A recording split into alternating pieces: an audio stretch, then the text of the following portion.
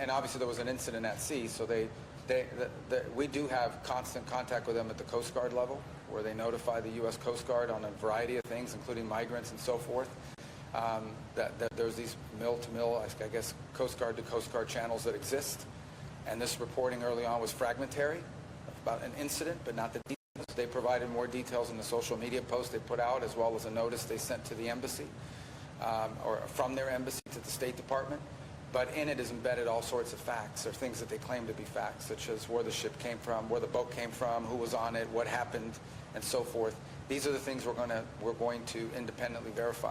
And then, we'll present that to the policymakers in our country, including the president, and we'll make determinations based on the facts. Right now, we're still gathering facts. Do you have any reason to doubt their version, or is it just your... I have every reason to want our own information. Like, we don't generally make decisions in the United States on the basis of what the Cuban authorities are saying. Because with the oil announcements today by the Treasury Department about Venezuela going to Cuba, the humanitarian reasons for private companies, is this a shift in policy? What is the motivation? No, it's always been legal to sell to the private sector in Cuba.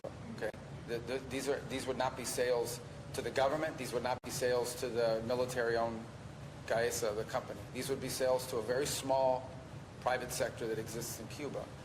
And that's always been legal. I mean, there are people that have a license to do that now. This would just expand to the numbers that could do it. Again, it would go to the private sector. The private sector in Cuba is quite small. It exists, but it's small. And it certainly, in and of itself, does not have the capacity to deal with the scale and scope of the challenges they're facing. But if the Cuban economy were a functioning economy, it would have a much larger private sector. And so what's clear is that, and I would say this, that the people of Cuba are suffering today. They've been suffering for a long time.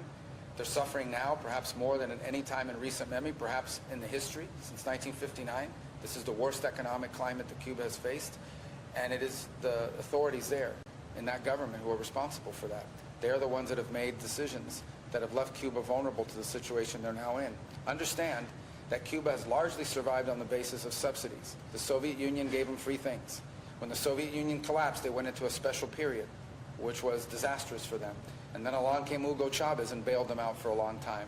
When that sort of died off a little bit, the Maduro regime was providing them fuel, or they were providing them actually crude oil.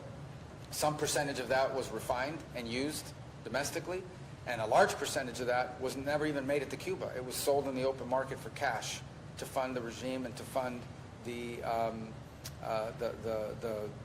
military-owned company. So the reason why Cuba's electricity grid was already in collapse, before Maduro was captured, it was already in collapse. The reason why things are as bad as they are is because they have an economic model that does not exist, that does not work, doesn't exist anywhere in the world. It is not functional. And the only way Cuba's going to have a better future is if it has a different economic model. Now, if you go back to President Trump's 2017 or 2018 executive orders on a new policy in Cuba, that policy was entirely designed in many ways to put the private sector and individual private Cubans, not affiliated with the government, not affiliated with the military, in a privileged position. The reason why those industries have not flourished in Cuba is because the regime has not allowed them to flourish. So now that they're in a crisis, there's an opportunity for them to import fuel in small quantities, granted, through a private sector. If we catch the private sector there playing games and diverting it to the regime or to the military company, if we find that they're moving that stuff around in ways that violate the spirit and the scope of these permissions, those licenses will be canceled. But it's the same reason why we provided humanitarian assistance. We provided humanitarian assistance in Cuba in the aftermath of the hurricane. We provided it through the Catholic Church, not through the government. We're prepared to do something similar when it comes to fuel through the private sector, the small private sector. But that alone will not solve Cuba's very dramatic problems that have been caused by 60 some odd years of mismanagement, ineptitude, and a failed economic model.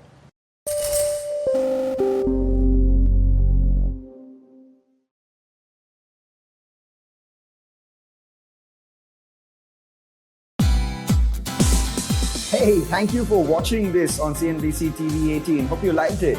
For more such interesting news and updates, follow CNBC TV18 on all the social media platforms.